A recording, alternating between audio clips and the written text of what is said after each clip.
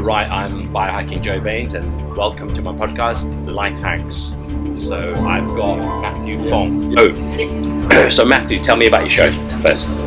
Oh, well, my show's called BBC, British Born Chinese. It's a City Cafe, 11:15 at night. It's a late show, so we're in the last week of the Fringe, so I don't think you're going to get to see it anyway. But it's been a fantastic run, and I'm hoping to take it on tour as well. So British Born Chinese might be coming to a town near you soon. And what have you learned by doing this show? What epiphanies have you had? One of the things that I've really learned about this show is actually just doing the Fringe in general. Is that it doesn't necessarily matter what people in the industry are thinking of, because you know what it's like in the comedy circuit at the moment. There's so many people fighting for gigs and trying to move forward. It's difficult to stand out and to make a difference and to be that act that gets booked on the regular. Like the shows that I've done has been really well received. It's had quite a lot of praise, which is unexpected. I expected to be doing it to 4 to 8 people every night, and I've had a full room pretty much for the full run. So it's having the audience empower me to have more belief in myself and to take the opportunities that are there at the Fringe. So it's like going to the Meet the Media and going to the How to Tour Your Show events, and how to do, like going to the networking meetings, booking in with the Fringe careers development. I think that kind of leads me into my first life hack, which is don't self-sabotage. Like most people will stop themselves through fear. Yeah. And I think if you stop stopping yourself, you'll have a better chance of success and take the opportunities that are available for you, especially in an industry like we work in. And at the Fringe, you have experts from all over the world who are here, and they're looking for people like us. But if you don't put yourself out there, they're never going to see you. So how do you stop yourself from self-sabotaging? For me, it was the audience that really gave me the confidence to move forward. I was always planning on touring the show after the Fringe, but it was going to be through rural tours, going into small towns, pubs with function rooms, places that don't normally get comedy, and doing it there. But with the amount of audience that I've had, I think I can move up to that next level and to go into like the small studio rooms in theatres and actually have it in as a national theatre tour as well. Nice. So it was really people believing in what I do gave me the confidence in myself to then stop self-sabotaging. Yeah. Okay, that's good. And what have you optimized in your life? Let's say, for example, your morning routine. Do you have a morning routine? So my day's very varied because I do this full time. So you have a lot of free time on your hands, and no one really tells you the amount of admin that is involved in working in the creative section. So it's first of all, I like to watch a motivational video. So if I'm feeling like I don't want to get out of bed and I'm struggling to be like, I've got to get up and do emails today, and I've got to be contacting venues and cold calling and all that rubbish, I'll stick on something motivational on YouTube, and then it gives me the get up and go to get out of bed and go, actually no, today I'm going to get on with the stuff that I don't enjoy doing. I'm not going to spend my day writing jokes and drawing cartoons and writing scripts, because it's that's the stuff that we want to do. Yeah. And doing the stuff that I want to do, I could do all day. Yeah. But that's not really the stuff that makes you the money. It's the cold calling, the admin, the get in front of agents and booking in gigs. So yeah, just getting the get up and go in the morning to do that. And then once I've had a small victory doing some admin, then I'll move on to a more creative task. What kind of motivation videos? Who's your best ones? Motivation speakers. So So you'll have heard the speech that Arnold Schwarzenegger has done. You know, so it's stuff along those lines. People that I've look up to, and Les Dawson.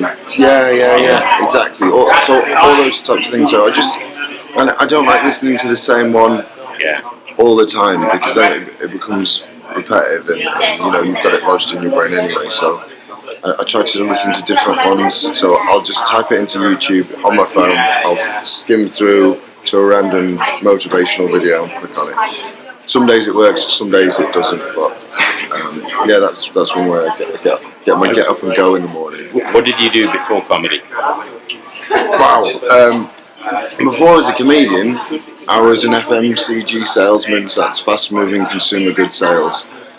I worked with the NHS, MOD, places like the Radisson, Hilton, pub groups, distribution centres, and I would negotiate contracts and try and get them to place orders for various different items. Okay, and why did you want to move into comedy from that?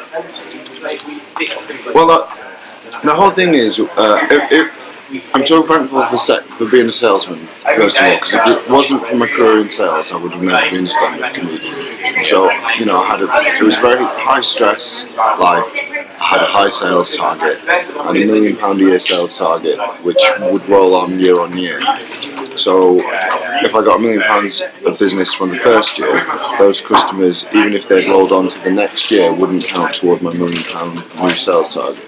Oh, right. Okay. So yeah, it was very competitive, really high stress. I was losing my hair, and it just sure. I'm really proud of this right now. It's stress makes you lose. Look at me. You're seeing so bad, but so I actually got into comedy through sales. So I was doing a sales pitch at the Birmingham NEC, and I met a group of guys there who were the Antics, and they were a comedy group based at the University of Sheffield Hallam. Yeah. Now they brought their commercial services manager over, a wonderful guy called Andy Farmer, who now lives over in Australia. They brought him over, and I did my pitch to him, and then he asked me if I wanted to do a set on the comedy night, which the Antics ran, and I thought he was just joking. But a few emails later, we got talking, and he said, "Oh, come down." So I ended up doing my first comedy spot because of a sale that I made. Oh, nice. And then during that first gig, it was a life-changing moment. So a lot of people often talk about, you know, a light bulb moment where, like, it's the cartoon, like the top of your head blows off. Yeah. And that happened to me while I was on stage during the middle of my set. I couldn't believe that it'd taken me so long to get up and do stand-up comedy, and I really felt like I found my true calling in life during my first gig, and since then I've never looked back, and I've just strived to be a full-time comedian. Okay. And how long have you been doing stand-up comedy now?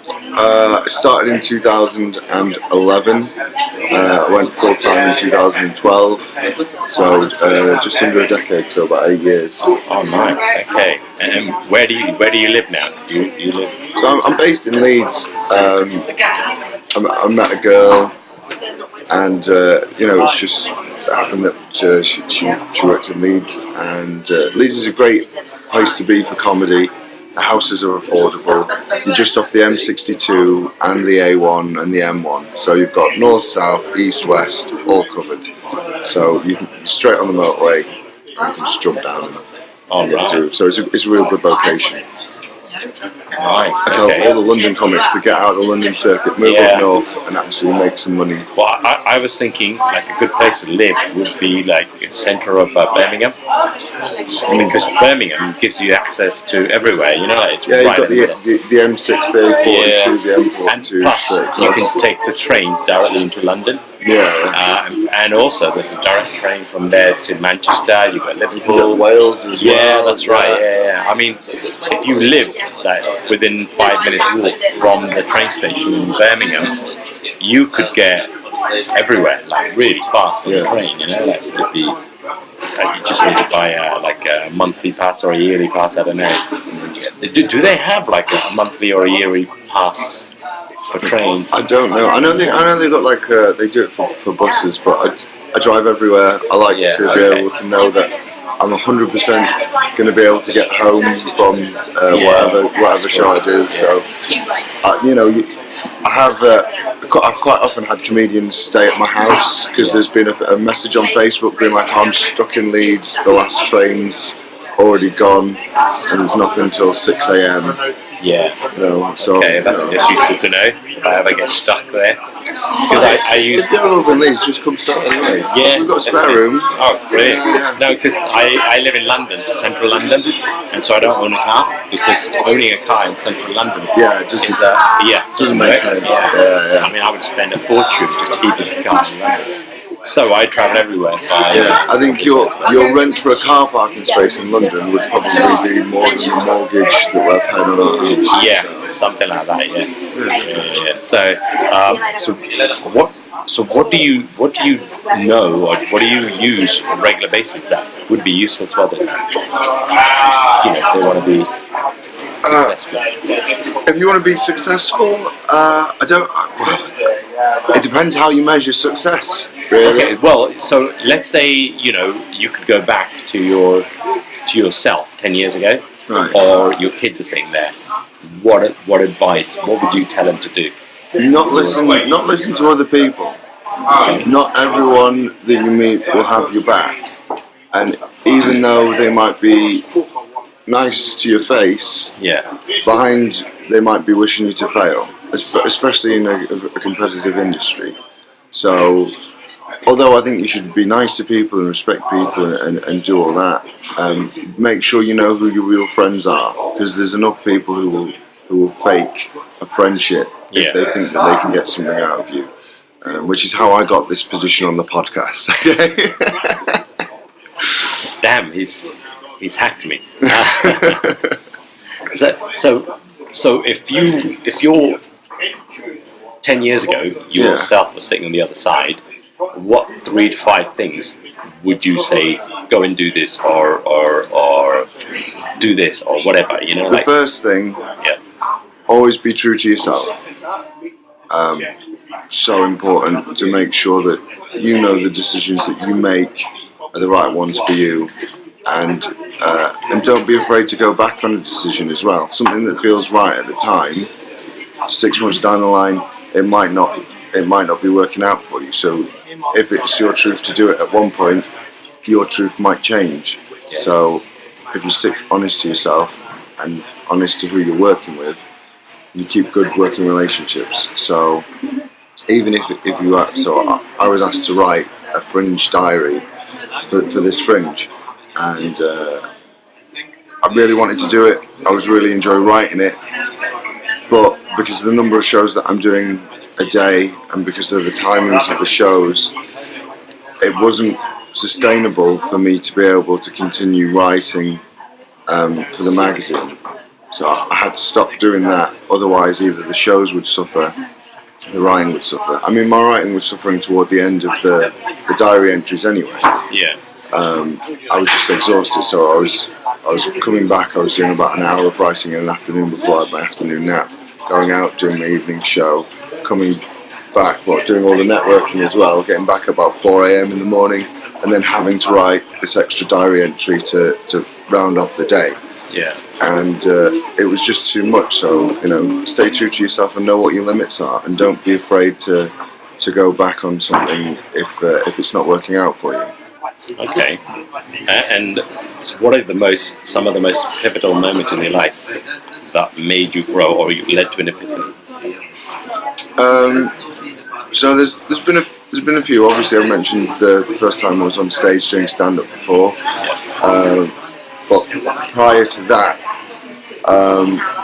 funny moments not funny moments, but moments that stand out as being pivotal in my life. So when I was 8 years old, I got diagnosed with dyslexia. Now, when I was 8 years old, it wasn't explained to me properly at the time. So for a very long time, I felt like I was broken, or I was wrong, or there was something about me that wasn't the same as everyone else. And I looked at my life very negatively, and I had that all the way up until I was probably in my early 20s. And it wasn't because I wasn't smart or not intelligent. Just I felt that I was wrong. And then I read a book which was called Dyslexia Gift, and that changed my whole perspective on how I saw myself. It made me view dyslexia in a more positive light, and dyslexia has definitely helped me in my career. I'm definitely more creative for having a learning disability. I'm definitely more proactive and work harder, because I know that, I never thought that I would be in a career where writing is an integral part of my job. And I know I've got to work hard to do it. So, and it was after reading that book that I realised that fine, it's not a problem with me. It's I'm just different, and just because I see things differently and process things differently, it doesn't mean that I'm wrong. It just means that I might be able to get to an answer quicker or find a different solution to a problem, and that's a gift. And that's what the book is about. What was the book called? Dyslexia the Gift. Okay. All right. Yeah. So you now view your dyslexia as a gift. Which is what it really is. I think self-perception is really important, and especially in these days with social media, everyone's trying to put out their best life, they're flexing, and it just, as long as you, again, true to yourself, you know yourself, and everybody has value. And as long as you see value in what you're doing, everyone else will see it as well. Oh, nice. Okay. And what do you think are the qualities to becoming successful? So you've got to be ambitious. You've got to have drive, and you've got to have ability. So to be successful, not everyone will be successful, especially in our industry. So I think if you're going to be successful as a comedian, talent will get you so much of the way. Being a good person will get you a little bit further, and then having that X factor, having the undescribable thing that no one can say, yeah, you've got this or you haven't got this. That's the next thing to get you through. And I hate the term X Factor, because the people who are booking you, or the people who are casting you in the auditions and stuff like this, it's what they see. And I think if you don't believe that you have it, you'll never have it. So again, self-belief will get you quite far. So talent, being a good person, and then having the belief. And being an optimist. Definitely. So, were you on Britain's Got Talent? Or? No, I would not want to go on that show. I think that there's different paths for different comedians. Every comedian walks their own journey. I don't think that I am that type of comedian. You've seen my jokes. I don't think they're prime time TV ready. It'd be more of a late night thing. But if a comedian's good for this show and stuff like that, fine, go on Britain's Got Talent. But again, it's not right for everyone, and the contract for Britain's Got Talent is like a Bible. Oh, is it? Yeah. So if you read through the contract, they own everything that you do, whether you did it like 5 years ago, whether you did it 5 years in the future. So, but it's only that clip, right? No, it depends on how invested the psycho company are in it. So, I mean, the whole thing with contracts and contract law is, you know, they own your rights for however long, and in this universe and in the next universe or whatever. So, I think you've got to be careful of what you're signing. I personally don't trust some of the bigger companies. I think you can see a lot of people who have been exploited through similar shows to Britain's Got Talent. Yeah. And I think if you're looking for a quick fix, you know, if I was on my last legs, I wasn't getting any gigs on the circuit, my tours weren't doing it any well. You know, maybe I'd do it as a last ditch effort to keep my career afloat.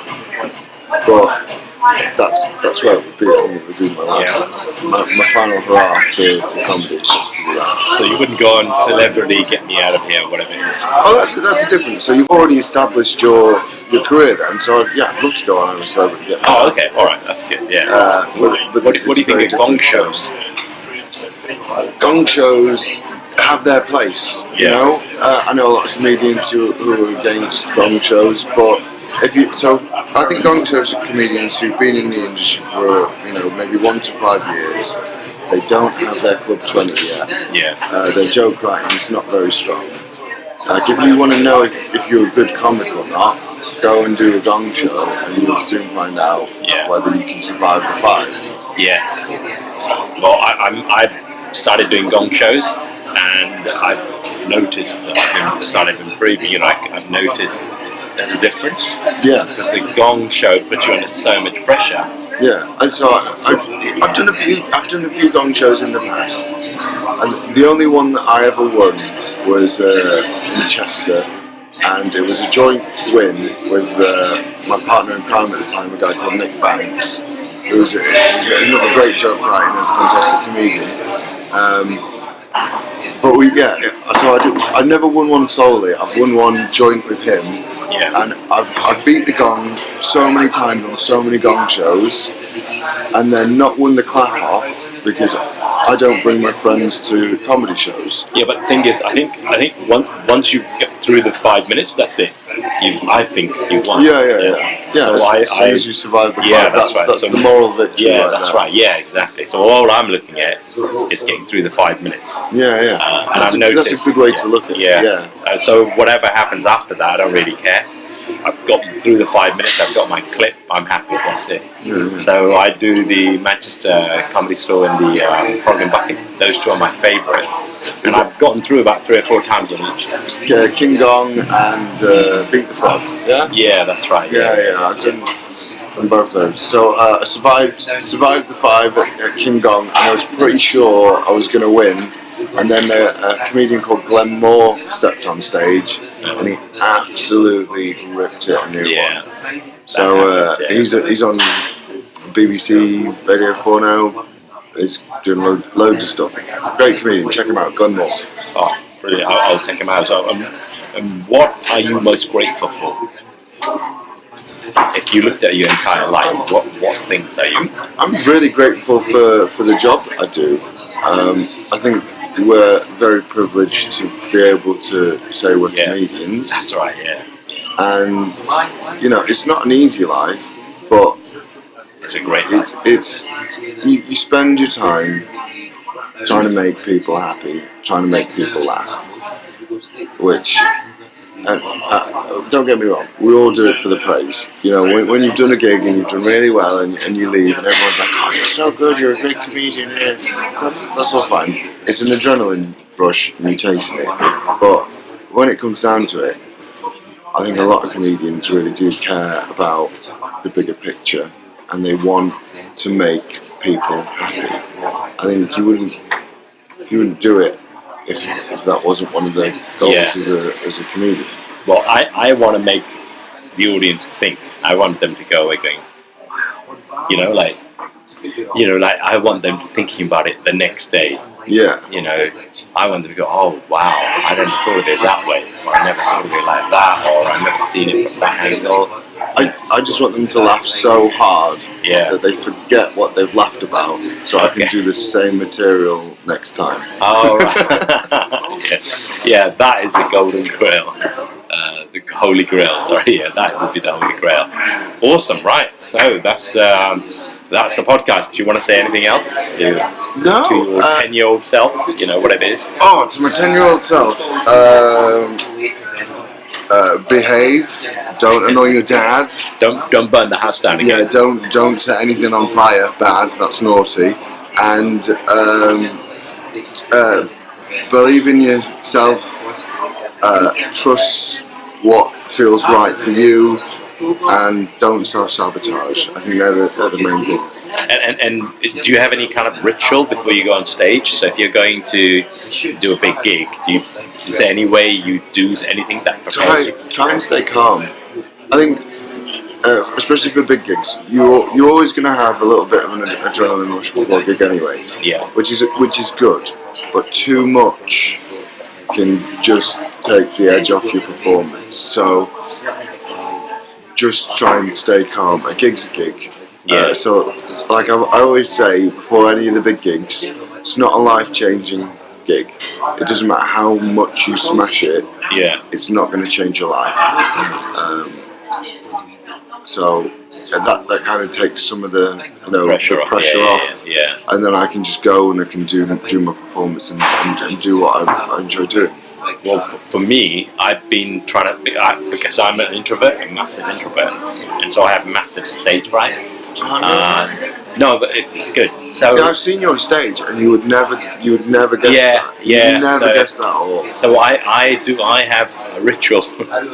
I've been optimizing it more and more. Oh, okay. And literally in the last couple of weeks since I've been here, I've optimized it even more. Okay, what do you do? Oh, so I do a breathing exercise before I go on stage, and I've noticed when I do my breathing exercise, I go on stage, I'm so much more relaxed, so much better on stage. And I've been learning this breathing technique for about 3 to 6 months or something now. And the more I do it, the better I get at doing it. Yeah. And now I've hacked it so much. It's just crazy. It's just, it's off the charts now for me. In fact, now, if I was doing the Gong show, for example, I'll go into the toilets. Yeah. The toilet's cubicle. Which is the best place to be before a show, yeah. That's right. And I do my breathing exercise 5 minutes, and I'm ready. In fact, now, I won't go on stage unless I've done my breathing. Yeah. So literally, if I was going on, I'd be like, okay, I'll see you in about 5 minutes, and then I'm gone, go somewhere, the toilets, wherever. I don't really care. I normally use the the disabled toilets. I lock that. Yeah. Got big space. Yeah. Just hope that when you unlock it, there's not a guy in a wheelchair. Yeah, I know. Yeah. And they're usually a lot cleaner as well. So I go and do my breathing in there, and then I come out and ready. And I've noticed my presence is so much better once I've done my breathing. But it used to be, I used to do all kinds of stupid things to get myself in the zone. One of those, I would run outside. If I was doing like a Gong show in Manchester, for example, the number of times I've done this in Manchester, I'm about to go on stage, it's probably 9 o'clock I'm going to be on stage. 8 o'clock, I'm running outside, talking to all the homeless people. One after the other. And they're like, what the fuck is this guy doing, right? They're like, you didn't even give us any money. Yeah, that's right, yeah. So I'm running around. And that used to work really well. I'd just go around and talk to 50 people, and they're not. But the problem I found was when I was doing a gig in a village, and they've got like one little pub in there, and there's 10 people in there, and that's it. You're like, who the hell am I going to talk to now? So I would run into pubs in a village, say hello to everybody, including the bar staff, and they just look at me weird. Come out, go back in and do it again. Come out, go back and do it, because I got to hit 50 people. It was the most embarrassing thing on the planet, right? They're like looking at me going, you just did that a minute ago. It was the same. You were the same. It was the same guy, right? Like, yeah. How's it going? Yeah. And then next person. And like, I'm like, they're getting ready to pepper spray me or have me kite away or something. Oh, I'm glad you found your breathing exercise. Yeah, me too. The breathing exercise gives me the same impact, but I can do it without having to talk to someone. Yeah, that's right. Yeah. Brilliant. All right. Well, thank you very much.